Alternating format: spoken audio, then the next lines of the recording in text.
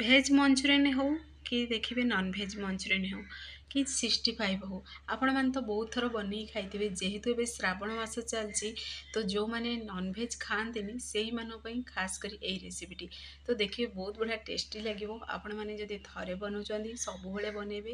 ତ ଆଜି ଆମେ ବିନା ଦେଖନ୍ତୁ ଏଠି ଅଧିକା କିଛି ଭେଜିଟେବୁଲ୍ ଏଡ଼୍ କରିବାନି, ପୁରାପୁରି ସିମ୍ପଲ୍ ତରିକାରେ ପୁରା ଯେମିତିକି ଏଠି ଚିକେନ୍ର ବି ସ୍ୱାଦ ଆସିବ ଆଉ ଭେଜ୍ ରେସିପିର ବି ସ୍ୱାଦ ଆସିବ। ବହୁତ ବଢ଼ିଆ ଗୋଟେ ରେସିପି ଆପଣମାନଙ୍କୁ ଆଜି ମୁଁ ସେୟାର କରିବି, ପୁରା ଟ୍ରିକ୍ ସହିତ ସେୟାର କରିବି ଆଉ କେମିତି କ'ଣ ପ୍ରସ୍ତୁତ କରିବି ସେୟାର କରିବି। ତ ଫୁଲ୍ ଭିଡ଼ିଓକୁ ୱାଚ୍ କରନ୍ତୁ। ତ ଚାଲନ୍ତୁ ଲେଟ୍ ନ କରି ରେସିପିଟି ଆଜି ଆମେ ପ୍ରସ୍ତୁତ କରିବା। ନମସ୍କାର, ଜୟ ଜଗନ୍ନାଥ ଫ୍ୟାମିଲି କୁକିଂକୁ ଆପଣମାନଙ୍କୁ ଅନେକ ଅନେକ ସ୍ୱାଗତ। ପ୍ରଥମେ ଆମେ କିଛି ସୋୟାବିନ୍ ନେବା। ସୋୟାବିନ୍କୁ ଦେଖନ୍ତୁ ଏଠି ମୁଁ ପୁରା 10ରୁ 15 ମିନିଟ୍ ପାଇଁ ଟିକେ ବତୁରେଇ ଦେଇଥିଲି। ପୁରାପୁରି ସୋୟାବିନ୍ ଏଠି ବତୁରି ଯାଇଛି। ତ ଦେଖନ୍ତୁ ପାଣିକୁ ବି ତାର ଚିପୁଡ଼ିକିରି ମୁଁ ପୁରା ବାହାର କରିଦେଇଛି। ତ ଆକୁ ଆମେ କ'ଣ କରିବା, ସାଇଡ଼୍ରେ ଟିକେ ରଖିଦେବା। ଗୋଟେ ଏଠି ଜାର୍ ନେବା। ଜାର୍ରେ କ'ଣ କରିବା, ସୋୟାବିନ୍କୁ ଆମେ ସେଥିରେ ଏଡ଼୍ କରିଦେବା। ଏଡ଼୍ କରିକିରି ଆକୁ ଗୋଟେ ଆମେ ଖଦରା ପେଷ୍ଟ ବନେଇବା। ଧ୍ୟାନ ରଖିବେ ଯେମିତି ପେଷ୍ଟଟା ପୁରାପୁରି ଫାଇନ୍ ପେଷ୍ଟ ବନିବନି ଆଉ ଖଦରା ପେଷ୍ଟ ବନିବ। ଖଦରା ପେଷ୍ଟଟା ବନିବା ଦ୍ୱାରା କ'ଣ ହେବ ନା, ପାଟିକି ଦେଖିବେ ସୋୟାବିନ୍ ଗୁଡ଼ାକ ଟିକେ ଲାଗିବ, ଖାଇବା ପୁରା ଟେଷ୍ଟି ଲାଗିବ ଆଉ ଚିକେନ୍ର ହିଁ ସ୍ୱାଦ ଆସିବ। ବହୁତ ବଢ଼ିଆ ଗୋଟେ ନୂଆ ଶୈଳୀ ରେସିପି ଫ୍ରେଣ୍ଡସ୍, ଆପଣମାନେ ଫୁଲ୍ ଭିଡ଼ିଓକୁ ୱାଚ୍ କରିକି ବନାନ୍ତୁ। ଖାସ୍ କରି ଛୁଆମାନଙ୍କର ଏଇ ହେଉଛି ଫେଭରେଟ୍ ରେସିପି। ଛୁଆମାନେ କ'ଣ ବଡ଼ମାନେ ବି ଏଇ ରେସିପିଟି ପସନ୍ଦ ବି କରିବେ। ତ ଦେଖନ୍ତୁ ଆକୁ ମୁଁ ଟିକେ ପୁରା ଖଦରା ପେଷ୍ଟ ବନେଇଛି, ଯେମିତି କେବଳ କ୍ରସ୍ କରିବେ ସେଇଭଳି ହିଁ ସୋୟାବିନ୍କୁ ବନେଇବେ। ପୁଣି ଦେଖନ୍ତୁ ଏଇଠି ଗୋଟେ ଆଳୁ ନେଇଛି। ଆଳୁର ଏଠି ମୁଁ ଚୋପାକୁ ବାହାର କରିଦେଇଛି। ତ ଆଳୁକୁ କ'ଣ କରିବା, ଗୋଟେ ଗ୍ରେଟର୍ ନେବା। ଗ୍ରେଟର୍ ସାହାଯ୍ୟରେ ଆଳୁକୁ ପ୍ରଥମେ ଆମେ ଗ୍ରେଟ୍ କରିଦେବା। ଆପଣମାନେ ଚାହିଁଲେ ସିଝା ଆଳୁ ଏଡ଼୍ କରିବେ, କିନ୍ତୁ ଏଇଭଳି କଞ୍ଚା ଆଳୁକୁ ଯଦି ଗ୍ରେଟ୍ କରିକିରି ବନେଇବେ ନା ବହୁତ ବଢ଼ିଆ ବନେଇକି ରେଡ଼ି ହୁଏ ରେସିପିଟି। ତ ଦେଖନ୍ତୁ ଏଠି ମୁଁ ସେଇ ପ୍ରୋସେସ୍ରେ ଗ୍ରେଟର୍ ସାହାଯ୍ୟରେ ଆଳୁକୁ ଗ୍ରେଟ୍ କରିଦେଇଛି। ତ ଆକୁ 2ରୁ 3 ଥର ଟିକେ ଧୋଇ ଦେଇଛି। ଧୋଇ ସାରିବା ପରେ ଆପଣମାନଙ୍କୁ ମୁଁ ଦେଖାଉଛି, ଦେଖନ୍ତୁ କେତେ ବଢ଼ିଆ ଆଳୁଟି ବି ଆମର ଗ୍ରେଟ୍ ହେଇସାରିଛି। ଯଦି ଆପଣଙ୍କ ପାଖରେ ଗ୍ରେଟର୍ ନାହିଁ ତାହେଲେ ଆପଣମାନେ ଆଳୁ ପୁରା ପତଲା ପତଲା ପିସେସ୍ରେ ଆଳୁ କଟିଂ କରିବି ଏଡ଼୍ କରିପାରିବେ, ନହେଲେ ଚାହିଁବେ ଯଦି ଗୋଟା ସିଝା ଆଳୁ ବି ଏଡ଼୍ କରିପାରିବେ। ତ ଦେଖନ୍ତୁ ଏଠି ମୁଁ ସବୁ ଆଳୁକୁ ପୁରା ଚିପୁଡ଼ିକି ପାଣିରୁ ବାହାର କରିସାରିଛି ଆଉ ପୁଣି ଥରେ ଯେଉଁଥିରେ ସୋୟାବିନ୍ ରଖିଥିଲି ସେଇଥିରେ ମୁଁ ଏଡ଼୍ କରିଦେଇଛି। ତ ଏବେ ଚାଲନ୍ତୁ ଆକୁ ଆମେ ସାଇଡ଼୍ରେ ରଖିଦେବା, ଆଗ ପ୍ରଣାଳୀ ଆମର ପ୍ରସ୍ତୁତ କରିବା। ତ ଦେଖନ୍ତୁ ଏଠି ଗୋଟେ ମୁଁ ପିଆଜ ନେଇଛି ଆଉ ନେଇଛି ଗୋଟେ କ୍ୟାପ୍ସିକମ୍ ନେଇଛି।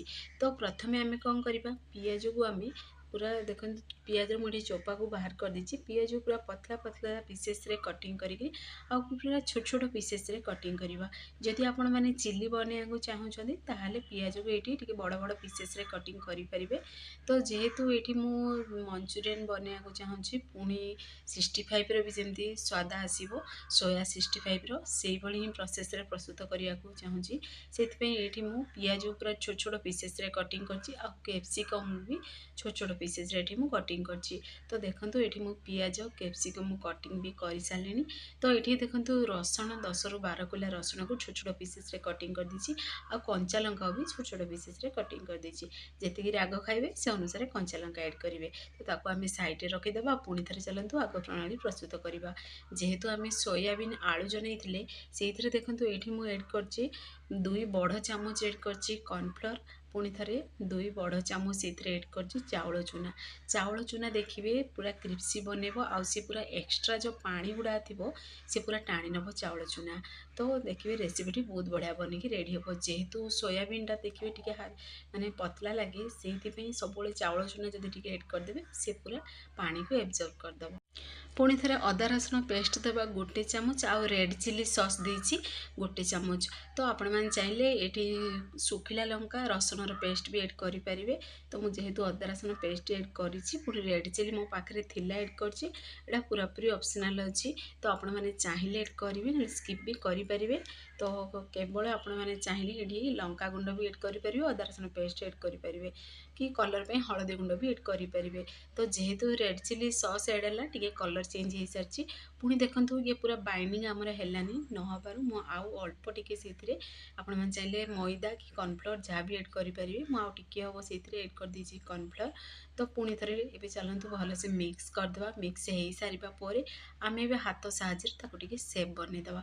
ଆପଣମାନେ ଚାହିଁଲେ ଗୋଲାକାର ସେପ୍ ବି ବନେଇ ପାରିବେ, କିନ୍ତୁ ମୁଁ ଏଠି ଛୋଟ ଛୋଟ ପୁରା ସିଲିଣ୍ଡର ସେପ୍ରେ ବନେଇଛି। ତ ଦେଖନ୍ତୁ ଏଇଭଳି ପ୍ରୋସେସ୍ରେ ସିଲିଣ୍ଡର ସେପ୍ ଦେଇଛି। ତ ଆପଣମାନେ ଚାହିଁଲେ ଗୋଲାକାର ସେପ୍ ବି ଦେଇପାରିବେ ଆପଣମାନଙ୍କ ପସନ୍ଦ ଅନୁସାରେ।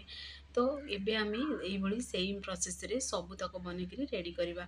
तो देखंतु केते बढ़िया पूरा हमरो एठी बाइंडिंग हेई सारची आ बहुत बढ़िया परफेक्ट बनिकी रेडी हेइची। जेहेतु एथिरे आमे ऐड करितले चाउଳ पाउडर पुनी ऐड करले कॉर्नफ्लोर तो ସେଇଥିପାଇଁ ପୁରା ପରଫେକ୍ଟ ଏଠି ଦେଖନ୍ତୁ ମାନେ ବାଇଣ୍ଡିଙ୍ଗଟା ହେଇଛି। ତ ଯଦି ଆପଣମାନେ ଚାହିଁବେ ଏଥିରେ କର୍ଣ୍ଣଫ୍ଲୋର ବଦଳରେ ମଇଦା ବି ଏଡ଼୍ କରିପାରିବେ। କର୍ଣ୍ଣଫ୍ଲୋର ଏଡ଼୍ କରିବେ ନହେଲେ ମଇଦା ଯୋଉଟା ବି ଗୋଟେ ଜିନିଷ ଏଡ଼୍ କରିପାରିବେ। ତ ପୁଣି ଥରେ ଚାଲନ୍ତୁ ଆଉ ଗୋଟେ ବି ବନେଇ ଦେଖେଇ ଦେଉଛି ଦେଖନ୍ତୁ ଏଇଭଳି ପ୍ରୋସେସରେ ବନେଇବେ। ତ ଦେଖନ୍ତୁ ଏଠି ମୁଁ ସେପ୍ ଦେଇସାରିଛି ସିଲିଣ୍ଡରର ସେମ୍ ପ୍ରୋସେସରେ ଏବେ ଆମେ ସବୁ ବନେଇକି ରେଡ଼ି କରିଦେବା। तो देखंतु सेम प्रोसेस रे सबुतक सेप दे सारची ताको आमे भी साइड रे रखिदबा आग प्रणाली आमर प्रस्तुत करवा। तो ये गोटे मु पेन नहीं पेन को प्रथम टे गरम हवा दबा गरम हो सारा पर आम से एड करदे रिफाइन तेल। रिफाइन तेल को प्रथम टे गरम हवा दबा तेल गरम हो सारा पर तो यही समय गैस आंच को मीडियम फ्लेम में रखिए। देखिए जदि लो फ्लेम में रखिए से तेल को एब्जॉर्ब करिवो आ जदि हाई फ्लेम रे आपण माने रखी बनाउछंती ताले देखिए भितर सीझीबनी आ बाहर पूरा क्रिस्पी बनीजिवो सेति टिके ध्यान देबे।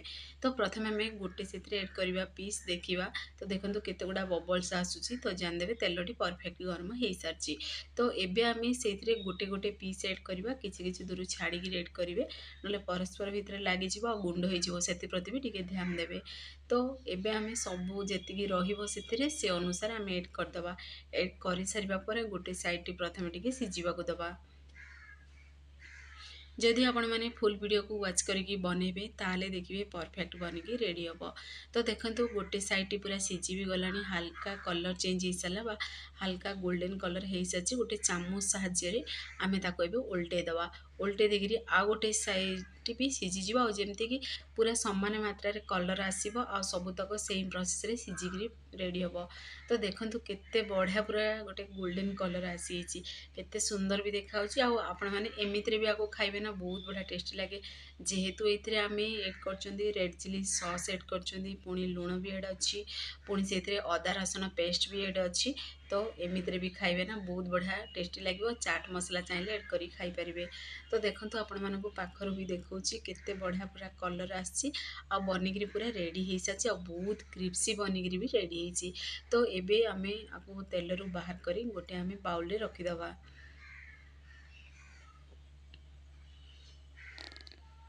तो पूरा इजी तरीका ये बनिकी रेडी हो जाए। तो आपण मैंने नुआ शैली सोयाबीन रेसिपी घरे ट्राए करंतु देखिए समस्ते पसंद भी करेंगे आउ खास कर छुआ मान टिफिन बॉक्स रे भी देवे ना से माने भी देखिए बहुत पसंद करेंगे ये रेसिपी। तो देखंतु एठी मैं गोटे बाउल को बाहर कर दीची। तो आपको आम भी साइड रखीदे सेम प्रोसेस रे बाहर करी। तो आ गोटे स्टेप भी बनईकरी आम रेडी करवा।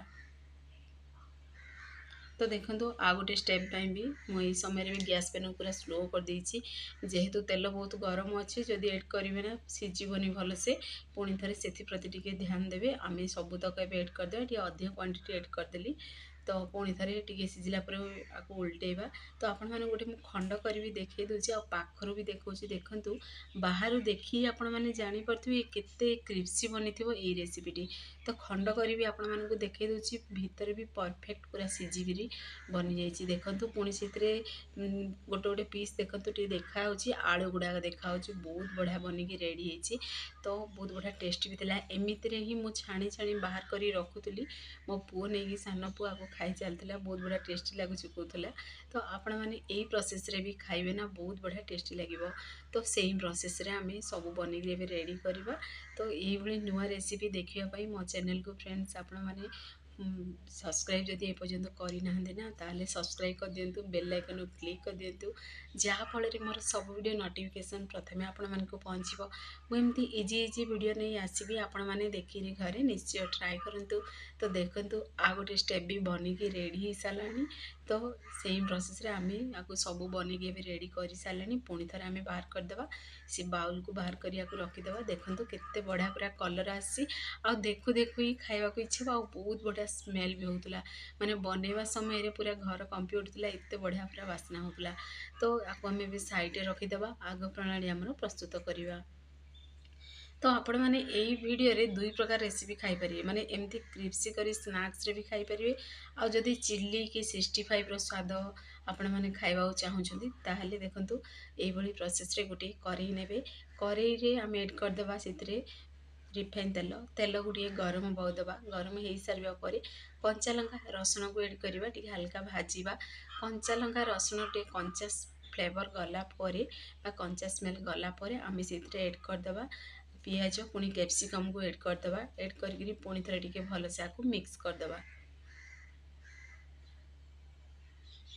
मिक्स करी समय गैस आंच को हाई फ्लेम में रखिए जदि लो फ्लेम में रखी बनइबे ताहले देखिए कैप्सिकम पियाज पानी छाड़देव आ खाया को एत टेस्टी लगे तो सब देखिए कैप्सिकम पियाज को आपण मैंने चिली हो कि 65 हो जदि बनाऊँगी ताहले देखिए ये गैस फ्लेम को सब हाई फ्लेम में रखी बनइबे।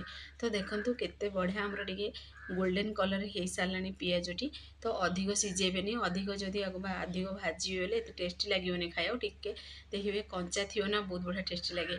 तो ये देखो मु रेड चिली सॉस दूसरी गोटे चामच एटा पूरा पूरी ऑप्शनल अच्छी आपण मैंने चाहिए इस समय चिली सॉस भी करेंगे ना आपण मैंने चाहिए ये केवल कंचा लंका टे अधिक क्वांटिटी भी देवे तो बहुत बढ़िया टेस्टी लगे। ये मुझे कम कंचा लंका ऐड करेतु ये रेड चिली सॉस ऐड करी ऐड कर तो यहाँ पूरा पूरी ऑप्शनल अच्छी किंतु ऐड करने द्वारा देखिए सुंदर भी देखा और फ्लेवरटा बहुत बढ़िया लगे जेहेतु ये रसुण भी ऐड होता है पुणी सुखिला लंका को मैंने कौन करती ना माने सुखिला लंका रसुण को टिके सिझे ग्राइंडिंग हुए सॉसटा तो देखिए तार फ्लेवर बहुत बढ़िया लगे। पुणी से आम एड करदे बड़ 2 चामच एड करवा दही दही एड करने द्वारा देखिए बहुत बढ़िया फ्लेवर आसो जेहेतु ये आपको आगुरी भी कही 65 आउ चिली दुईटा जगार फ्लेवर यही रेसिपी आसो। पुणी थे देखु मुझे होममेड टमाटो सॉस ऐड करची तो आपण मैंने जदि यही टमाटो सॉस रेसिपी बनवाया चाहूँगी झिली कुकिंग यूट्यूब चैनल मो चैनल रे जदि सर्च करेंगे देखिए बहुत बढ़िया गोटे सॉस रेसिपी आपण मैंने घरे बनई पारे तो घरे बनईकि आपको 6 मास पर्यंत फ्रिज रखिक खाईपारे। तो टमाटो जितेबाला सस्ता थी बनईकि रखु देखिए मैंने जब भी बनवा को इच्छा हो किसी भी चटपटा रेसिपी आपण मैंने ऐड कर बनई पारे। तो पुणी देखो देदेबा स्वाद अनुसार लुण को ऐड करदे लुण को ऐड करी पुणी थे टे आपको आम मिक्स करवा ता पूर्व अल्प टिके ऐड करदे चीनी चीनी टिके ऐड करने द्वारा कौन हम ना खट्टा राग सब स्वाद को सी टिके मेंटेन करियो आउ अल्प टिके मुझे ऐड कर दीची सोया सॉस तो सोया सॉस आपण माने जदि पसंद ऐड करेंगे ना स्किप करें। तो पुणी देखो ये गोटे चामच कॉर्नफ्लोर को गोटे गिनारे पानी रे मुझे ऐड करी भलसे मिक्स कर देती ये कॉर्नफ्लोर पानी ऐड करने द्वारा कौन हम ना सोयाबीन उपरे तार ये परफेक्ट पूरा माने कोटिंगटा लगे सॉस रो आ खाया टेस्टी लगे आ बहलिया बनइब। तो आपण मैंने चाहिए आउ पानी भी देकर बनइबे जदि जूसी खाइबा अधिका पसंद करती ताहले आउ पानी से देपारे जेहेतु कॉर्नफ्लोर ऐड अच्छी आ बहुत बढ़िया कोटिंग भी ता ऊपर रहिबो। तो यही समय आम ऐड करदे ये सोयाबीन जो आम बनईकि रखी टिक्का आपण मैंने आपको जहाँ भी कहीपर सोयाबीन रोल तो ताको से ऐड करदे ऐड करी पुणी थे टे भलसे आपको मिक्स करदे। तो देखंतु केते बढ़िया हमर सोयाबीन रेसिपीटी बनिकी रेडी हो सारा। तो आउ टिके टेस्ट को तार बढ़ाई आम से ऐड करवा कस्तूरी मेथी तो कस्तूरी मेथी को भी ऐड करी पुणी थे टे भलसे मिक्स करदे ये लुण ऐड करने समय ध्यान रखिए जेहेतु आम लुण ऐड करते सोयाबीन पकड़े तो ये केवल ग्रेवी अनुसार बा आम कैप्सिकम पियाज सब देती सॉस गुड़ाक से अनुसार लुण ऐड करेंगे। तो पुणी थे टे भलसे मिक्स करवा फाइनाली रेसिपी बनिकी रेडी हो सारी और लास्ट आम अल्प टिके ऐड करदे धनिया पत्र जदि फ्लेवर आपण मानक पसंद ऐड करेंगे ना स्किप करेंगे जेहेतु देखिए ये रेसिपी गुड़ाक देखिए धनिया पत्र ऐड करेंगे कि कस्तूरी मेथी ऐड करेंगे ना बहुत बढ़िया टेस्टी लगे। तो मुझे ऐड कर तो पुणी थे टे आपको आम भलसे मिक्स करदे। तो ये आम यही समय गैस फैन को ऑफ करदे आपको अधिका समय किसी भी आम बनवा दरकार नहीं परफेक्टली देखंतु केते बढ़िया आम रेसिपीटी बनिकी रेडी होती कहीं भी जानीपर आपको आपण मैंने जहाँ को भी खाइबा तो पूरा चिकेन मंचूरियन बड़ी ही लगे बहुत बढ़िया टेस्टी लगे। तो गोटे प्लेट को भी बाहर करी आपण मानक देखई दूसरी देखंतु केते नुआ शैली बनिकी रेडी होती। फ्रेंड्स आपण मैंने निश्चय चैनल जब नुआ अच्छा सब्सक्राइब करूँ आ कौ जिलूर देखुं ना निश्चय मत कमेंट मध्यम जनइबे तो मत भी खुशी लगे मो वीडियो केते दूर पर्यंत लोक मैंने देखुं आपण मैंने जो बहुत बढ़िया बढ़िया कमेंट कर बहुत बहुत धन्यवाद मत सपोर्ट कर। तो आपण मैंने एमती मोर रेसिपी गुड़ा देखु घरे इजिली प्रस्तुत करें निजे खाइबे समस्त को बनई देवे समस्ते पसंद करेंगे। तो देखु आमर फाइनाली आमर बनईकी रेडी हो सारी सोयाबीन मंचूरियन बा सोयाबीन 65 कहींपारे। तो आपण मैंने ट्राए करूँ से पर्यंत रोचे पुणी एक नया रेसिपी नहीं आसबी।